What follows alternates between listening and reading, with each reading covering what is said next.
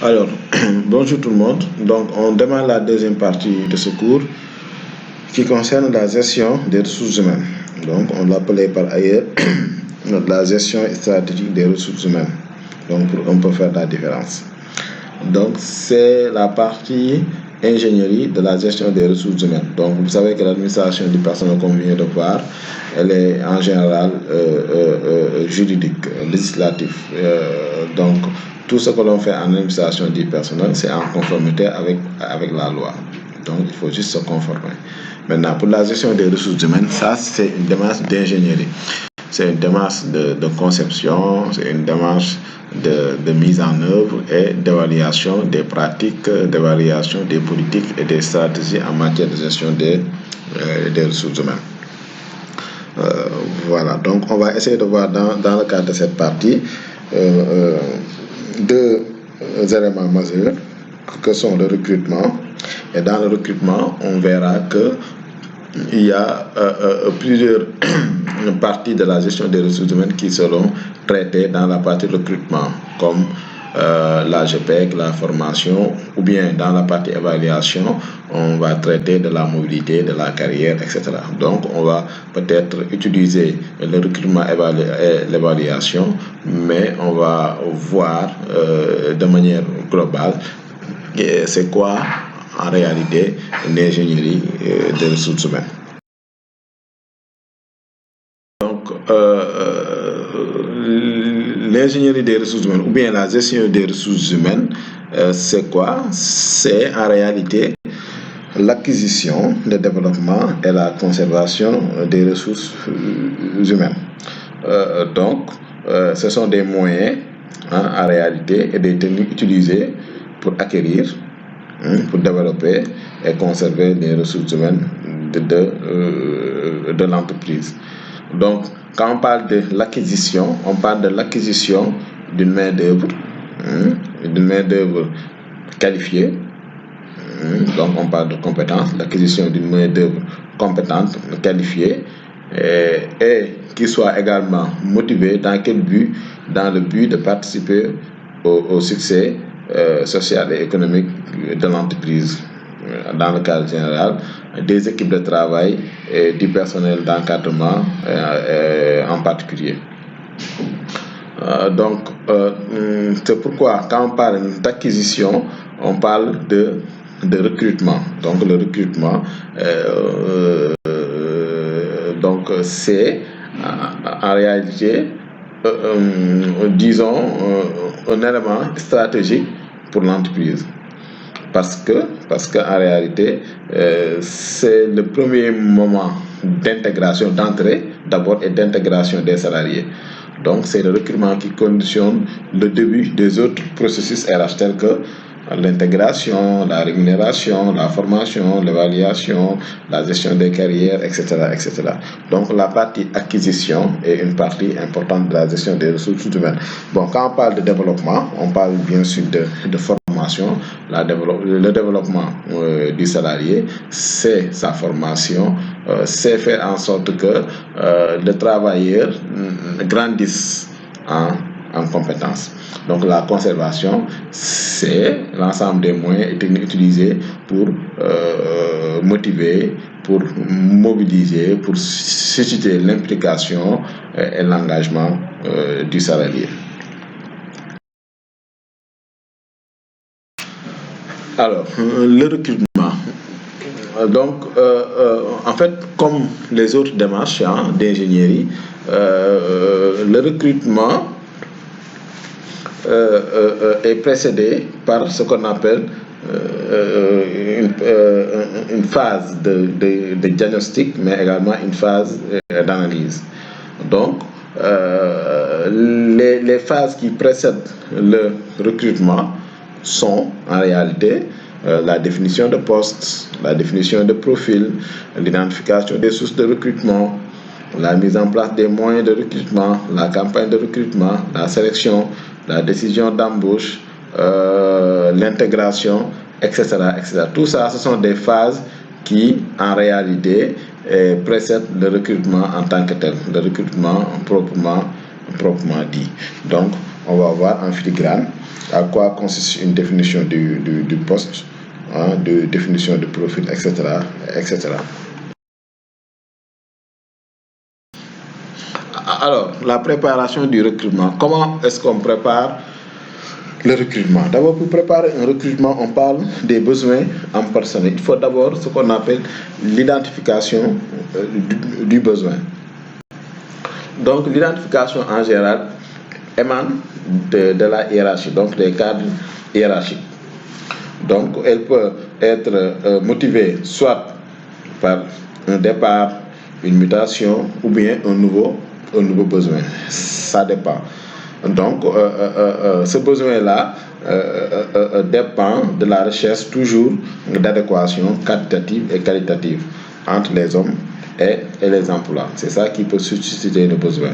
Donc, quand on parle d'adaptation quantitative, c'est qu'elle répond en général aux problématiques de fluctuation de l'activité de l'entreprise. Les fluctuations, c'est quand les activités de l'entreprise augmentent, donc la fluctuation, le besoin en ressources humaines, le besoin en main-d'œuvre augmente. Quand il diminue également, on va assister à l'effet inverse. Donc c'est pourquoi on demande souvent de recourir à ce qu'on appelle des pratiques de flexibilité quantitative du travail. Donc on essaie toujours d'être flexible par rapport aux effectifs. Quand on parle de quantitatif en gestion des ressources humaines, c'est surtout par rapport aux effectifs. Mais également l'adéquation qualitative, donc ça répond en réalité aux besoins de compétences de l'entreprise. Donc en considérant quoi? En considérant la technologie, les modes d'organisation et les attentes des consommateurs. Donc il faut allier les deux, quantitatif et qualitatif, compétences et effectifs. Donc la demande toujours de recrutement est toujours évaluée. Quand la hiérarchie souhaite recruter, ou bien émane, ou bien comment on appelle ça, envoie une demande de recrutement à la direction des ressources humaines, cette demande-là elle est évaluée par des services de ressources humaines. Donc, c'est au service des ressources humaines donc, de déterminer si en réalité le besoin est réel,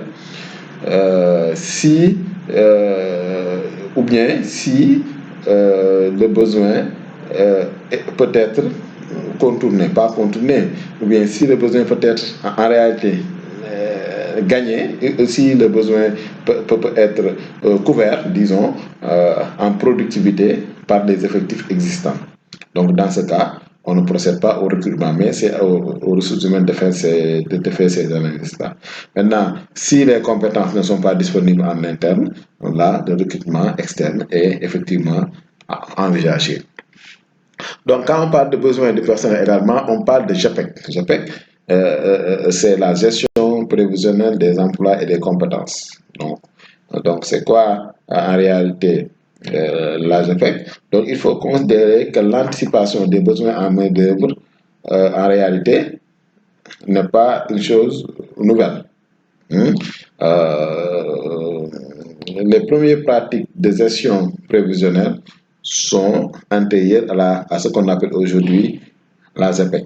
Donc, dans les années 60, 1960, c'est à partir de ces années-là qu'on a commencé à voir des bribes de gestion prévisionnelle des effectifs et de planification stratégique. Donc, ensuite, on a parlé de gestion prévisionnelle. Maintenant, sous l'influence de l'école des relations humaines, avec Elton Mayo, avec Abraham Maslow, avec Herzberg, etc., etc. Donc, la gestion prévisionnelle des emplois et des compétences, dans laquelle sont pris en compte les besoins du salarié, donc les besoins du salarié avec peut-être la théorie des besoins. C'est à partir de cette période-là qu'on commence que la notion de gestion prévisionnelle des emplois et des compétences commence à prendre de l'envergure dans les entreprises. Donc, il y a plusieurs terminologies qui sont utilisées. On parle des fois de gestion des effectifs, on parle de gestion des carrières. Donc, quand on parle de gestion des effectifs ou gestion des carrières, c'est une recherche en général d'adéquation des individus aux emplois de l'entreprise. Donc, à l'origine, cela concernait principalement les cadres. Donc, quand on parlait de GPEC, on faisait de la GPEC strictement pour les cadres. Mais la gestion prévisionnelle des emplois, GPE, apparaît dans les années 1970. Donc, c'est avec la prise de conscience que la gestion des effectifs, des qualifications ne doit pas être faite tout simplement en période de croissance, mais également en période de récession. Donc, on parle maintenant de la prévention, gestion de la prévention, gestion préventive. Donc, gestion prévisionnelle des emplois et des compétences. Et enfin, gestion prévisionnelle des ressources humaines. Donc, en gros, pour ne pas être trop long, la JAPEC est une démarche qui consiste à concevoir, à mettre en œuvre et à contrôler les politiques et les pratiques visant à réduire de façon anticipée les écarts entre les besoins de l'entreprise et les ressources humaines, tant sur le plan quantitatif, donc en termes d'effectifs, ou sur le plan qualitatif en termes de compétences. Donc, elle a une dimension en réalité collective. Donc c'est une dimension qui consiste à concevoir et à mettre en œuvre et à contrôler les politiques et les pratiques visant à réduire les écarts entre les besoins et les compétences. Donc, c'est ça en réalité la JAPEC. Maintenant, si on met en place une JAPEC performante, cela permet d'anticiper sur les besoins en personnel qu'on a vu sur le premier point. Ensuite, la notion de compétence, elle est également importante quand on parle de GPEC de recrutement. En fait, c'est quoi une compétence? Une compétence, c'est un ensemble de savoir-faire, de savoir-faire, de savoir-être mobilisé pour l'exercice d'une activité professionnelle.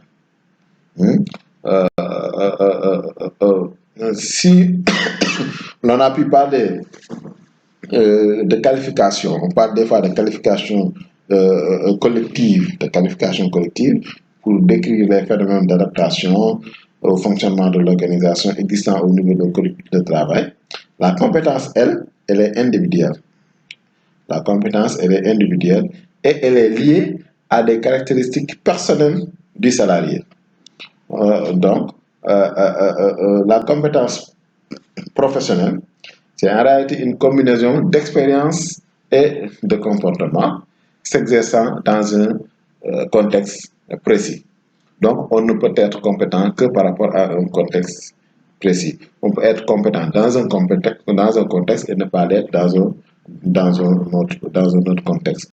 Donc, la compétence, elle se constate dans une situation professionnelle. Et elle n'est valable que dans cette situation professionnelle. Si la situation professionnelle change, la personne peut ne pas être compétente dans la nouvelle situation professionnelle. Donc, c'est donc à l'entreprise qui appartient de repérer la compétence, de l'évaluer, de la valider et ensuite pour essayer de la faire évoluer. Donc, c'est ça en réalité qu'il faut savoir sur la compétence.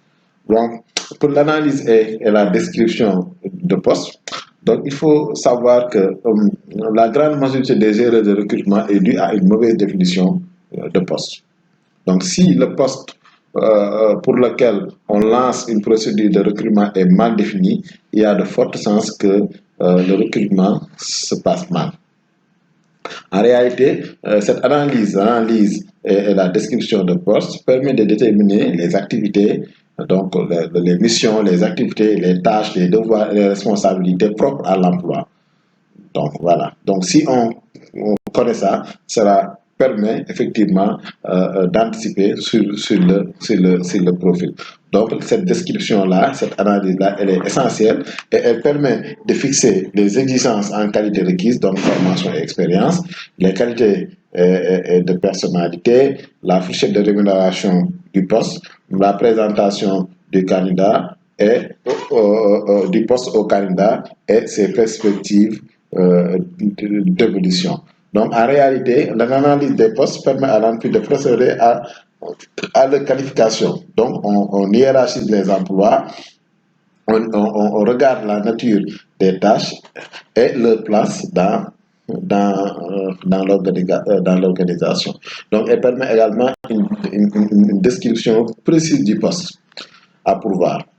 Donc on a une description précise du poste à pourvoir. On sait exactement ce qu'on veut recruter et quel est le profil le mieux adéquat pour en réalité occuper le poste en question. Donc la deuxième phase, c'est attirer et sélectionner les candidats. La recherche de candidature, donc elle peut se faire par différentes méthodes. On peut utiliser différentes méthodes. Donc la proposition interne, donc la recherche interne ou le recrutement interne qui nécessite une identification des compétences requises dans l'organisation. Donc, on regarde si dans l'organisation, il y a les compétences dont on a besoin. Donc, c'est une solution très intéressante pour l'entreprise parce qu'en réalité, l'entreprise connaît les candidats. Donc, la promotion, la mobilité interne sont des outils de motivation non négligeables. C'est-à-dire, si l'entreprise a l'habitude de recruter en interne, c'est un moyen de mobilité, c'est un moyen de promotion et un outil de motivation. Et cela permet également d'avoir un personnel déjà rompu aux valeurs de l'entreprise. Donc, les personnes recrutées en interne connaissent déjà les valeurs de l'entreprise.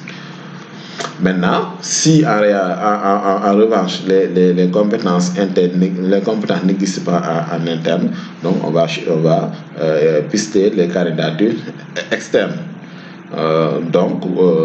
Voilà.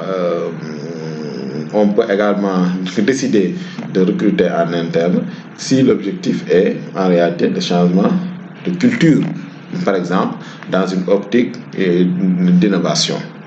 Alors, donc, on peut le faire en interne ou en externe. Donc, pour la sélection des candidats, elle est très importante.